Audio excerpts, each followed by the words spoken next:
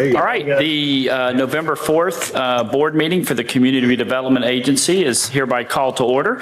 We'll have the opening prayer with Reverend James Barker, pastor of Holy Hills Baptist Church, followed by the Pledge of Allegiance led by Deputy Executive Director Brandy Waldron. Please stand. That has many sounds. Let's all look to the hills from which cometh our help. Heavenly Father, in the mighty name of Jesus, we give you praise, glory, and honor.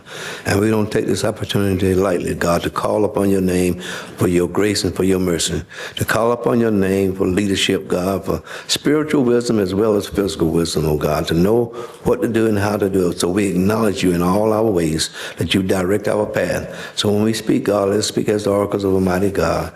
Let us, Heavenly Father, always look to you for the direct answer of everything that we need, because if you're the head, oh God, we don't have to worry about what the end is going to be. So bless each and every one of these persons on this board, oh God.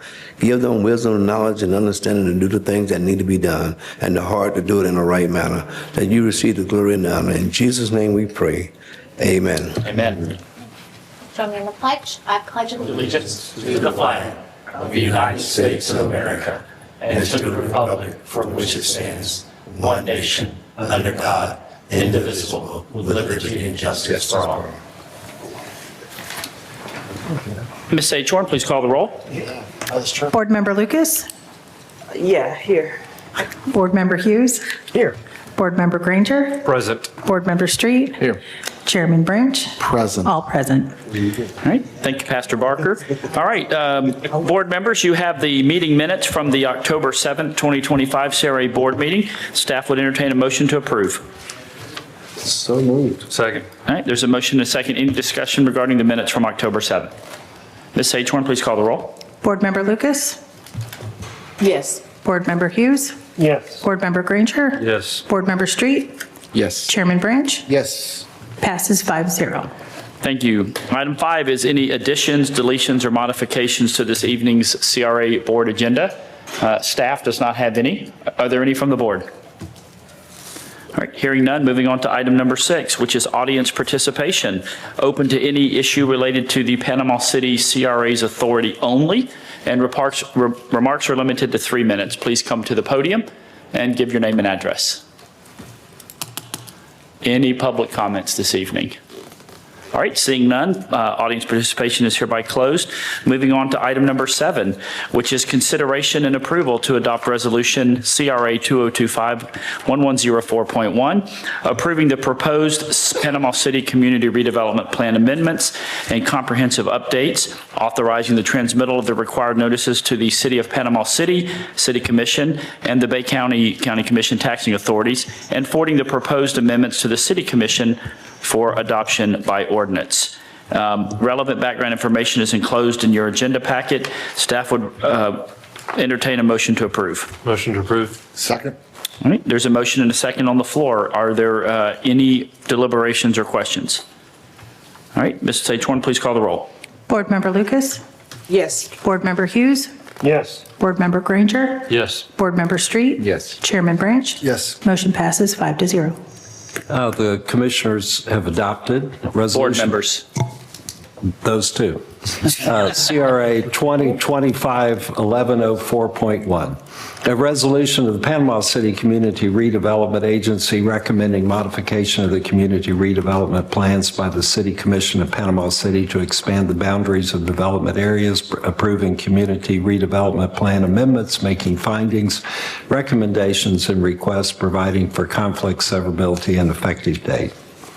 Item number 8 is consideration, approval, and authorization to execute the professional services contract for the Burke Blue Law Firm as was approved by the City Commission at their October 14th, 2025 Commission meeting. Relevant background information is enclosed in your agenda.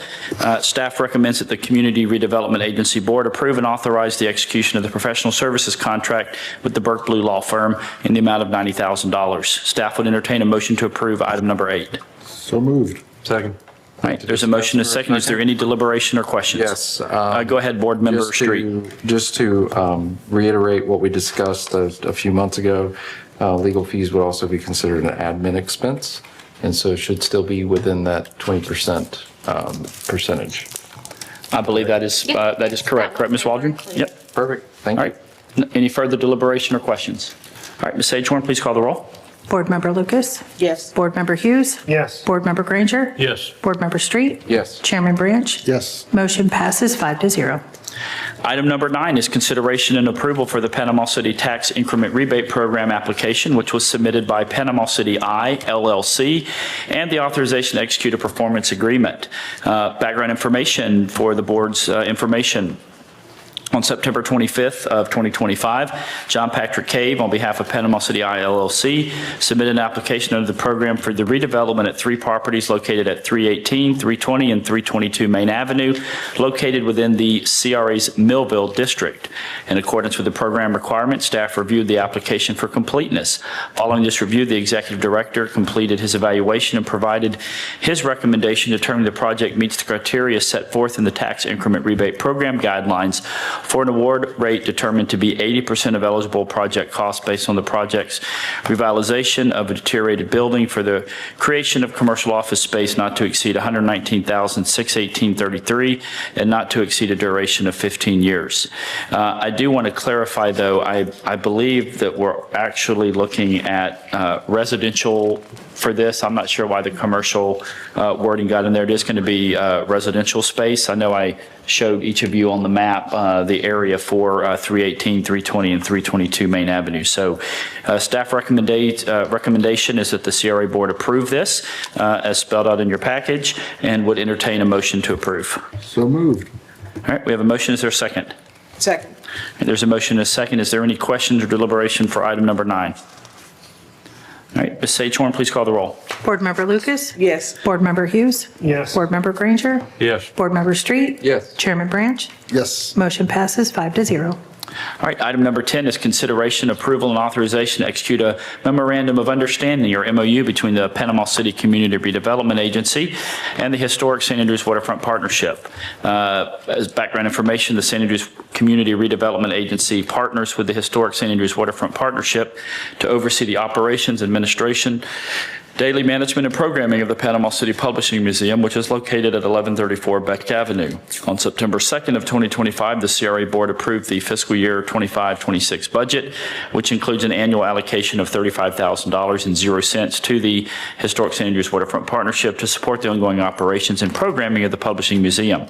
Additionally, the CRA provided up to additional $10,000 annually in matching grants or donation funds. The attached MOU establishes a 3-year agreement with 2 one-year renewal options, outlining the terms, responsibilities, and funding commitments of both parties for continued partnership. Staff recommends the CRA board approve and authorize the MOU between the City of Panama City CRA and the Historic St. Andrews Waterfront Partnership for a 3-year term with 2 one-year renewal options, establishing the partnership and funding support for the continued operations and programming of the Panama City Publishing Museum.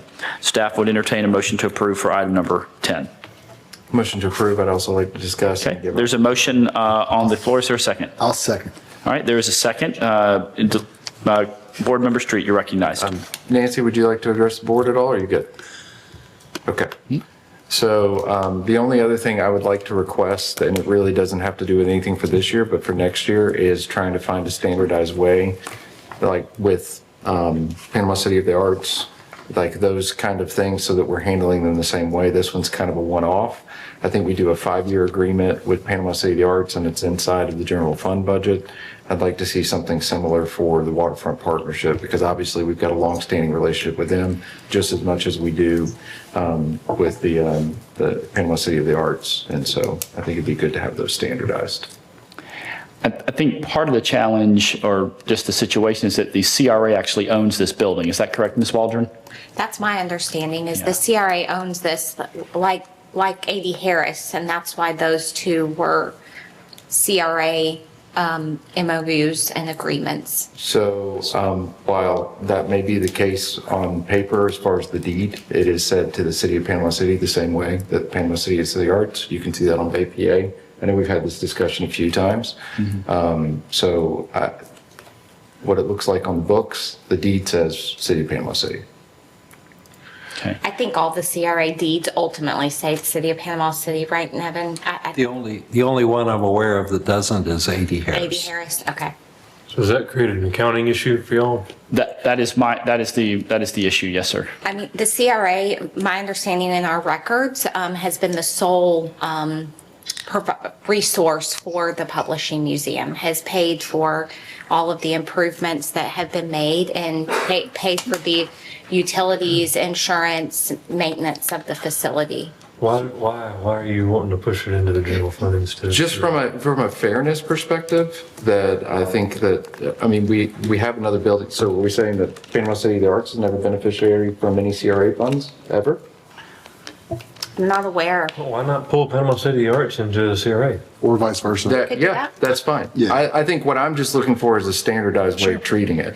So if that's the mechanism that ultimately comes out of that, completely open to it. I just don't think, we go through a year-by-year process with the Panama City or the Waterfront Partnership, and what I'd really like to do is provide them some stability and some predictability, and having to just do this every single budget year is it's challenging for a board to have to account for, and they're hiring personnel with this funding, same way as Panama City of the Arts. It's not like it's a fee for maintaining something. It's literally programming that's associated with it. So ultimately, your goal is stability for the organization. Stability, and that we have a very clear process for how we do this for these organizations that are managing our public assets. So Does it help that we're proposing a 3 or 5 year agreement for next? it does. I would just Okay. like to see some standardization so that I can clearly communicate to whoever the organization is, you're handled the same way that Panama City of the Arts, our Waterfront Partnership is, whatever that looks like. So, and open to a variety of options. It just unified. Yeah. One option I might suggest, I don't know when the building was purchased by the CRA, but if we could go back and find out when that transaction was, and perhaps the city general fund can reimburse the CRA for that, and then on paper, take ownership of the building, very similar to the Center for the Arts. I do know the Center for the Arts budget is, I think, a few $100,000-ish. I'm going off of memory. Yes, so we And the- contract with them to manage, Right. Bay Arts Alliance to manage the facility and provide programming, but then the city also, in addition to that, pays for the utilities, the insurance, so it's more than just the management agreement cost. But am I right that the management agreement cost is around 300? 150, Oh, it's 160,000. okay. But I do know that the downtown CRA budget is the smaller of our 4 districts. So I just, keep that in mind. So, but I don't know if we have, if Ms. Hudson might know the history behind that, but there could be a way to, if you want to come to the podium, please, ma'am, thank you. We could do that. Then that way, it's a CRA asset, that argument goes away. So, yes, Ms. Hudson, if you just give your name and title for the public. Nancy Hudson, 1701 Mound Avenue, president of the Historic St. Andrews Waterfront Partnership. The city purchased the Publishing Museum, it was building then, in 2005, October 24th, from Mr. West, and the city made the purchase, and the CRA basically granted the funding to the city, said we will pay this back. So over 3 years, we paid it back, as with the parking lot behind the gas station and Hunt's Oyster Bar. Those were bundled into one thing. So the CRA paid it back, but Commissioner Pilcher's motion at the time was for the city to purchase the building. So and I don't know that the city ever said, okay, it's a CRA building now that you've paid it back. Center for the Arts was at about $220,000 the last time that I looked at the budget in September. We're getting $35,000 from you all, and of course you pay the utilities, but it's a big gap, but there does need to be consistency, whether they're both in the CRA, and then there's the Martin Theater as well, and other things that may come up. Whether they're both in the CRA and the city budget, we would like to see that as well. Yep. Great. Thank you, Ms. Hudson. Anything else? No, thank you so much. All right, is there any further deliberation? I'm sorry. What? I said that was clear as mud. Yeah. Nancy. Yeah. All right, is there any further deliberation or questions of staff? All right, Ms. Sagehorn, please call the roll. Board Member Lucas? Yes. Board Member Hughes? Yes. Board Member Granger? Yes. Board Member Street? Yes. Chairman Branch? Yes. Motion passes 5-0. All right, item number 11 is consideration, approval, and authorization to execute a contract to purchase property located at 704 East 15th Street, which is parcel number 17340-010-000, using CRA Downtown North CRA funds. The city has identified 704 East 15th Street as a strategic commercial property at the southeast corner of East 15th Street, also known as US Highway 98 and MLK Junior Boulevard. This 16,800 square foot commercially zoned lot is currently vacant, but previously held a small convenience store. An appraisal dated September 9th of 2025 valued the property at $250,000, and Majors Realty has indicated a purchase price of $175,000.00. On October 14th of 2025, the City Commission approved the purchase and directed staff to bring the item to the CRA board for approval to use Downtown North CRA funds for the purchase. This site is highly visible and strategically located within the Downtown North CRA district, aligning with the Downtown North CRA goals of supporting catalytic redevelopment and targeted property assemblage. Acquiring this property would provide the CRA with a key redevelopment site at a major corridor intersection, support future commercial investment, public-private partnerships, or other redevelopment initiatives consistent with the CRA plan. Staff recommends the CRA board approve the purchase of the property at 704 East 15th Street for the amount of $175,000.00 and authorize the executive director to execute all necessary documents to complete this transaction. That is the recommendation, and staff would entertain a motion to approve. So moved. Is there a second? Second. Okay, there's a motion and a second. Is there any deliberations or questions of staff for this item? Is there potential for this property to have a fuel tank still on premises? There is, yes, there is a potential. I believe it's been cleaned up, but there was, I believe, a gas station there at one point in time. The way the contract is, we just got it the end of last week. As far as their draft, the name of the company is Panhandle Commercial Properties, LLC. It would provide for a 90-day due diligence period. We may want it to be 120 days. We have an environmental group that works with the city, PPM, because we'd like them to do an assessment, look at it, see if there's any issues. But there'll either be at least a 90, probably 120-day due diligence period to look at it for any environmental issues in relationship to our proposed use. I believe the proposed use will probably be parking, but that's will all, come back to the city commission before it's all final. If there are environmental issues, would we be able to apply for a brownfield grant to mitigate them? Possibly. That's what PPM can help us with. Okay. But if we cancel, there's a suggested $20,000 due diligence payment, deposit. That, of course, would come back if we decide it's just not worth it. But it's, we do have the contract and they are willing to sell for that price. Thank you.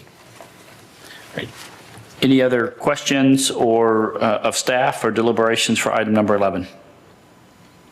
All right, Ms. Sagehorn, please call the roll. Board Member Lucas? Yes. Board Member Hughes? Yes. Board Member Granger? Yes. Board Member Street? Yes. Chairman Branch? Yes. Motion passes 5-0. Item number 12 is consideration and approval to fund the Downtown Marina Uplands feasibility study and visioning plan. As background information, the city is advancing plans to redevelop the Downtown Marina Uplands into a mixed-use destination consistent with the Downtown CRA plan. To support this effort, PFM Financial Advisors submitted a task order not to exceed $35,000 for a financial feasibility study for the Uplands, and Dover Cole and Partners submitted a task order for $122,600 to complete a visioning/master plan, including charrette site plans and recommendations. The City Commission approved these task orders on October 14th, 2025, and directed staff to bring the request to the CRA board to fund the work using downtown CRA funds, again, with the two task orders listed above. Staff recommends approval to use the downtown CRA funds to cover the cost of both task orders and authorize the executive director to execute all necessary documents. Staff would entertain a motion to approve item 12. Motion to approve. Second. All right, there's a motion and a second. Is there any deliberation or questions of staff for item number 12? All right, hearing. Do we all, oh, real quick, do yes, we sir. all understand that we have this report from Dover Cole already? And I think the mayor pointed that out the other day. I think a conversation, or somebody said something about maybe Nevin, or should we call Dover Cole and see if they're going to come and do what we already have? Do we spend that money again? I love Dover Cole. I'm just asking, are we repeating, is there a potential that we're repeating something we have? How old's that report? One more time, sir. How old is it? It was from 2019. Yeah, it's old.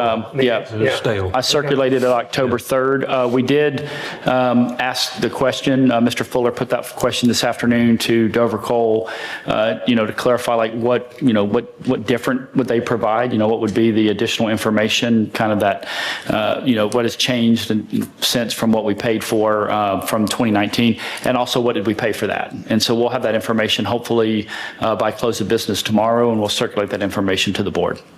So. I'd just like to add in, as much as there's great community interest in what we're doing, that this will be money well spent to reengage and give us the direction from the And community. that's what I'm hoping for is, Yes. but we think it was a week long last time. We're not going to do a week long, but I think, does he need to understand better before he gets here, or does that change his pricing? I just want to make sure we're not paying for something we've already done. That's really my main concern. Yeah. I want to do it. Totally. Yeah. I would say that if we were to hire any firm that does this sort of work in the country, Dover Cole has the most background knowledge. 10-4, You know, yes. the name of the road. In other words, the hire a consultant, they come in, they call it Harrison Drive. And you're like, oh, Right. or they start misnaming parks and things. And so they do have a lot of knowledge within the And company. that's why I like the idea, because look at what's happening. They continue downtown's vision. Yeah. Agreed. And they're not a rinse and repeat company. In other words, they're not just going to, cut and paste and say, here, Right, this is a that's new true. charge.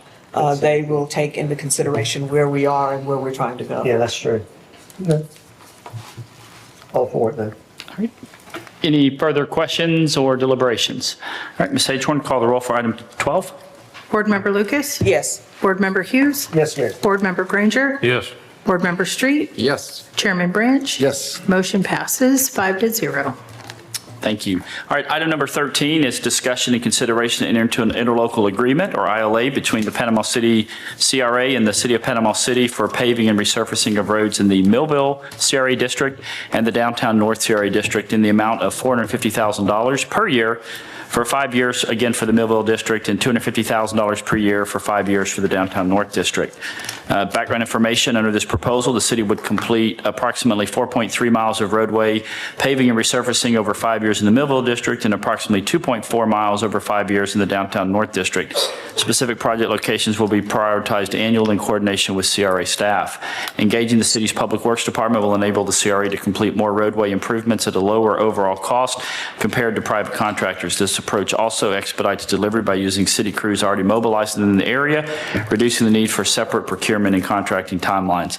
The interlocal agreement demonstrates fiscal responsibility and effective stewardship of CRA funds. It directly supports the CRA's redevelopment goals by improving roadway conditions, enhancing neighborhood aesthetics, and encouraging continued investment in both Millville and Downtown North. For the benefit of the public, I know you've all seen this presentation, but just going to go through it really quick, again, for the benefit of the public. So the cost for a contractor to perform repaving for 1 mile, a simple mill and overlay, if we know that the foundation and the underground utilities are in good shape, that's about $400,000. If we need to do full depth reclamation with soil improvement at 2 1/4 inches, that's about $750,000 per mile. For the city to perform that same thing, just a simple mill and resurface would be about $369,000, including and we'll get into kind of the process here in a second, but you've got the dry cement powder, equipment rentals, staff, paving equipment, replacement cost, and then the equipment maintenance to support that equipment. Again, you're looking at about $369,000 per mile, and this would be compared to the full depth reclamation with the improvement. Obviously, the elephant in the room is, what we did on 23rd Court, and it's kind of our first project in-house with the asphalt zipper, which was full depth reclamation and then paving. We recognize that we could have done a better job, but this was a great learning experience for staff. But you'll see the 3 different seams in there. It's because the current paving machine that we use is limited to, in between 6 and 7 feet. So you've got to take multiple runs for the repaving effort. So ways for our staff to improve under the Public Works, Streets and Drainage team. A full-size paver would be a tremendous help. Full depth reclamation with soil improvement process will be a tremendous help. And then again, more time to plan and to schedule. So, and we've gotten better. This was a large project that we did at the Masalina Maintenance Complex to create a paved area for the storing of equipment in keeping that. And so again, continuing to practice, get the necessary training. The process for the overall full depth reclamation, you've got deteriorated asphalt, you've got traditional potholes and cracked seal repairs, then you've got the traditional mill and fill where you kind of take off a top layer and replace that, and then any of the holes will be filled into a slightly deeper depth. And then you have straight up full depth reclamation repair method. You've got a new sub base, stabilized base, and then new asphalt or chip seal along the top. This is, again, 50% less expensive overall, and really is the best option for what we're doing. So these are just a couple of options on kind of in advance of that resurfacing, the full depth reclamation. You'll see that this is one option and how it's kind of been done in the past, where they kind of spray down the cement, which is obviously quite messy. Probably not healthy for the guys and gals that work in the field.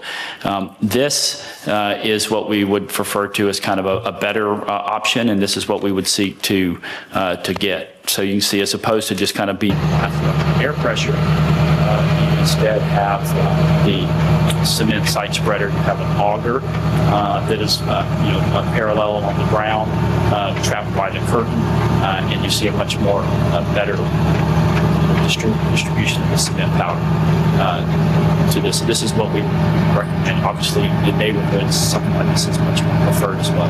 All right, guys, thanks. All right, then you come in after the powder's out. You guys, I think most of you have seen a demonstration of the asphalt zipper that kind of chews up everything, the top of the asphalt, works on that cement, and then the ground to that end. We do have an asphalt zipper, and it works in the appropriate water as well. So then we come in and we kind of forward grade it back and forth. What you've seen is the asphalt zipper is chewed up not only the top layer of that asphalt and worked in the cement powder, but also the soil from underneath, and then we grade it out. Then we grade it back the other way. Then continue that grading to make it very smooth. And then we come in at the very end and we, kind of compaction, really get it ready in advance of the process. Then we have the 1-inch open grade crack relief layer. And this is the type of equipment that we would want to purchase through a paver of this size. So, and then we recognize that's a lot. So here's how we plan to do that. So, housing is approached, the housing and urban, meaning the housing department of our city has approached housing and urban development about the potential to lease equipment. We can do a 6-month lease on a paver with a $120 city buyout at the end of that 6-month lease. Paver could only be used in low to moderate income areas during the lease period of 6 months, but afterwards could be used citywide. The total paver cost is about $275,000. Additionally, housing has about $350,000 to purchase materials and rent equipment.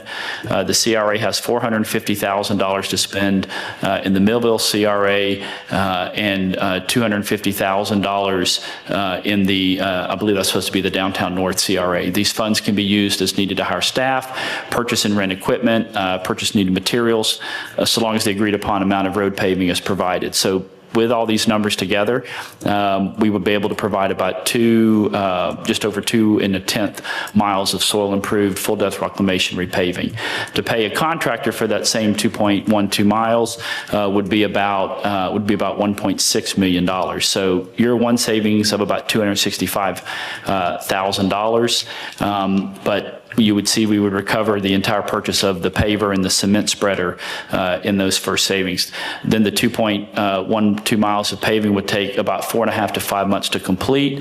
And after this, the 4 crew members could either continue to do more paving or assist in other areas as needed throughout the city for the Streets and Drainage Division of our Public Works Department.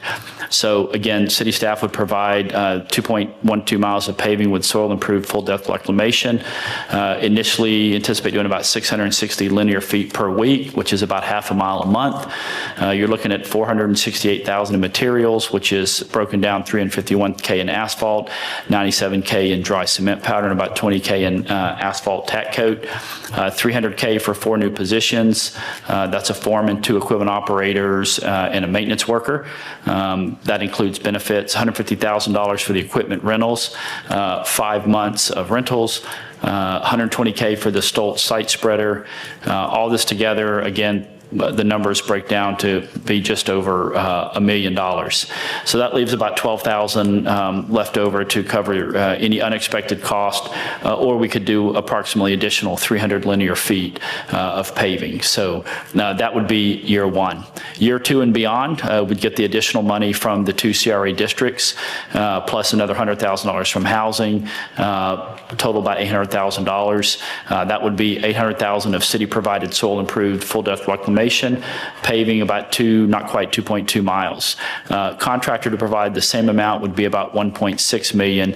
Again, we'd be doing it for about $800.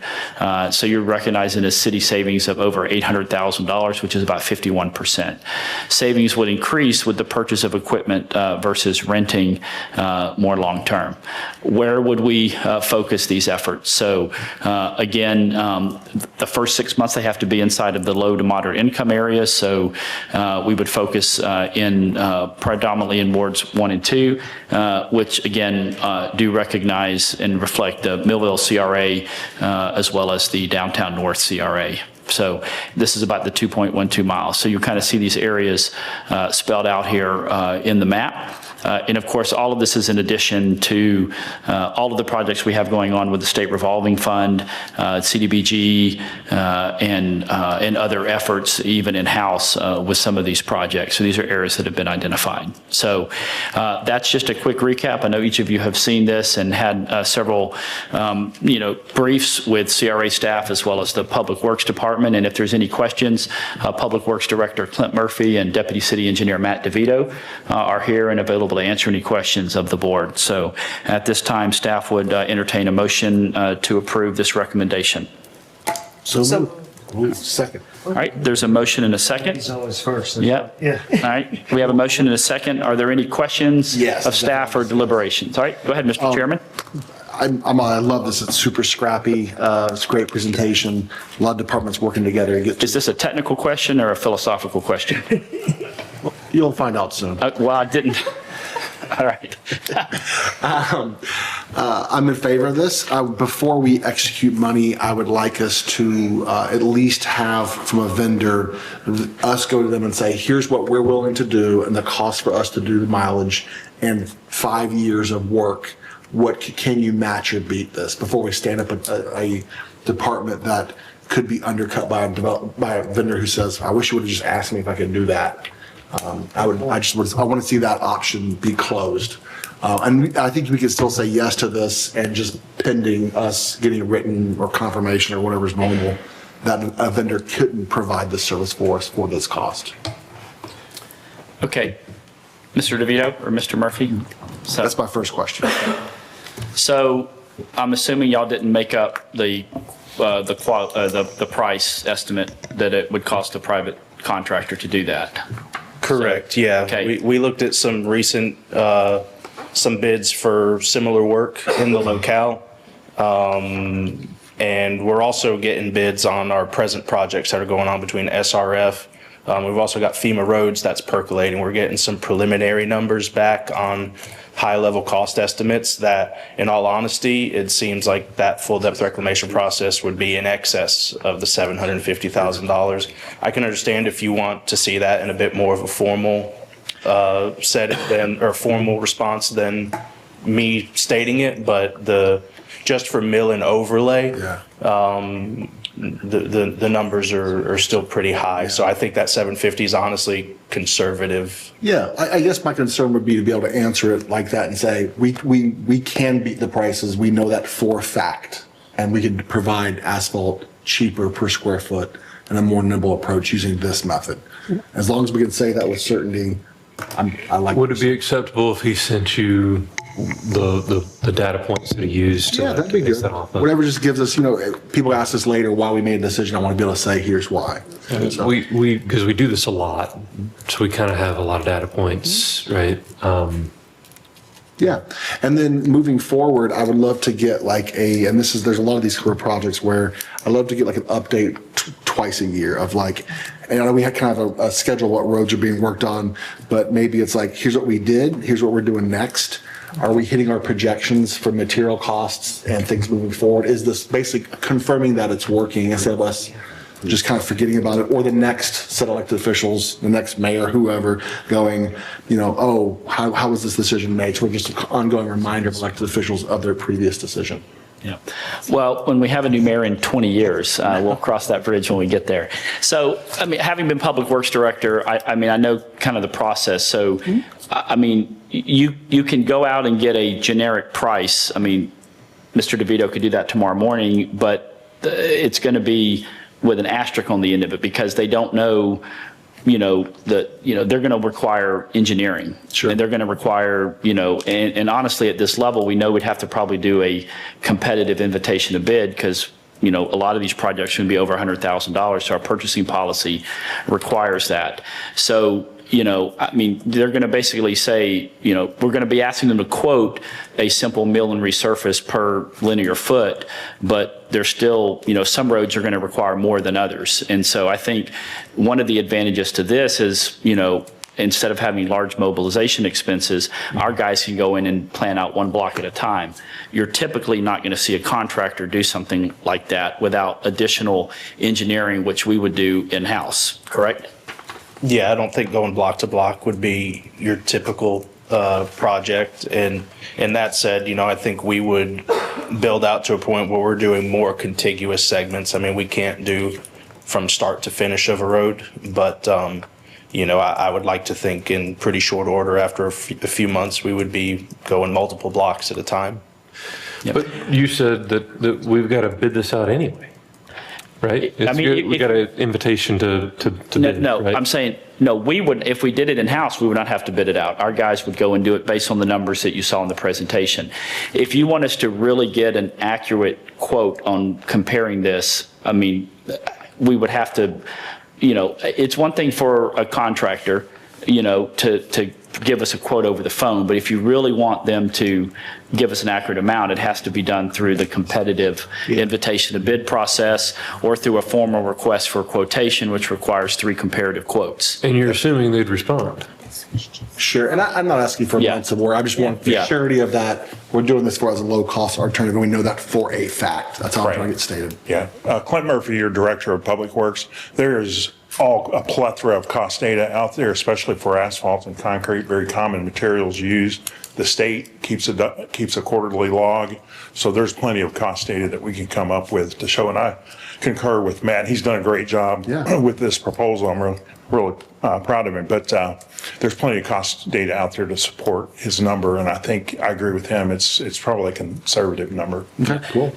And I do want to be clear, our desire is not to compete with the private sector. These are smaller type projects that, that would almost be cost prohibitive or reduce how much we could get done because of the mobilization. And there's still tons of work out there with we still have several $100 million worth of projects ongoing with more to come through SRF, CDBG, HMGP. So. Yeah, and to be clear, I wouldn't envision us the city crew would not be taking on the Frankfurt Avenues and the Lisenbees and the State Avenues of the world. It would be more of the residential, lower volume streets. So we would look to our contractors, at least in my opinion, for doing some of those higher volume corridors in the city. I call them the finger roads because you have the main road going through and then there's these one little onesie twosie little cul-de-sacs kind of stuff. And getting that done is just really tough because especially if the main road doesn't need it or it's worse. And yeah, I mean, getting stuff like this done is a huge win in my book. Yeah, I like Those it. roads are really getting beat up. Yeah. And so to be able to do something like this is great. Are we anticipating hiring additional staff? Yes. The 4 additional staffers that were in the presentation. Yes, ma'am. So that's workforce development. Yeah, and hopefully we could, I would love to go beyond the 2.12 miles, but just working within the budgeting and the analysis that we're doing, that's what it shook out to. But those 4 staff would have capacity to do more than that in any given year. I think probably the upper limit, I would say, is probably about 5 miles. Maybe we get more efficient, we could go a little bit further, but that would be the idea.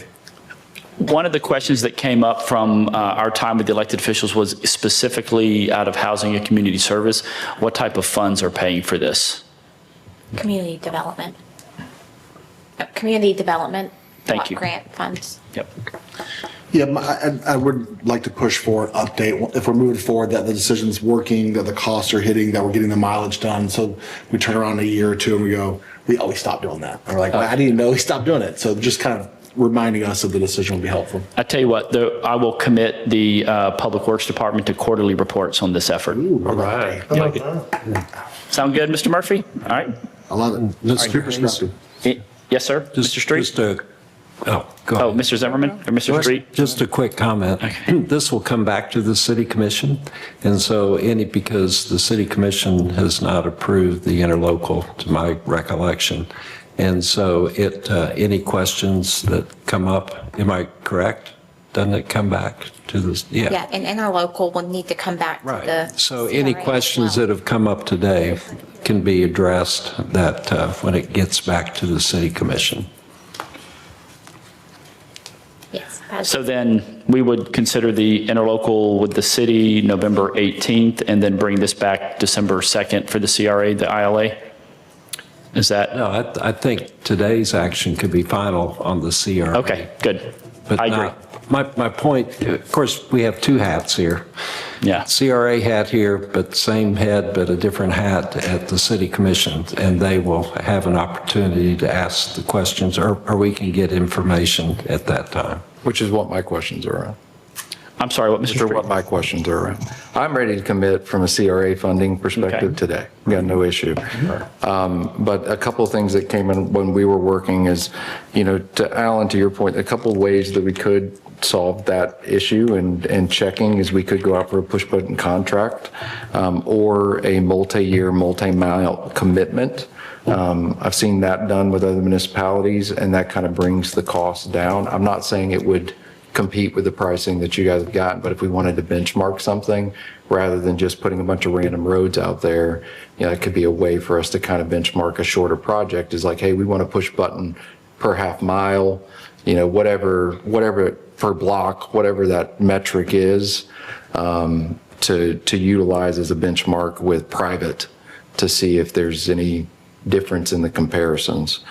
The only other thing that I'll say is like when we're involving employees and families in large investments in equipment, I would personally like to see, I love this, but I want to see a multi-year plan because what I don't want to have happen is hire 4 employees and then have to turn back around and, hey, we weren't able to get enough funding for, asphalt and or whatever the pieces are. And then we have to say, hey, look, we don't have another spot for you, so we got to let you go. And go through all that expense and training and going through all those things and not have to do that. So I would like to, when it comes back to us as a city commission, to have a multi-year plan, not just 1, not year 2, but how are we funding this long-term? Because it's not going to take very long, the team, to get through the miles that we've allocated in materials. So it sounds like to me our bottleneck is going to be more materials than it is equipment and people. Is that correct?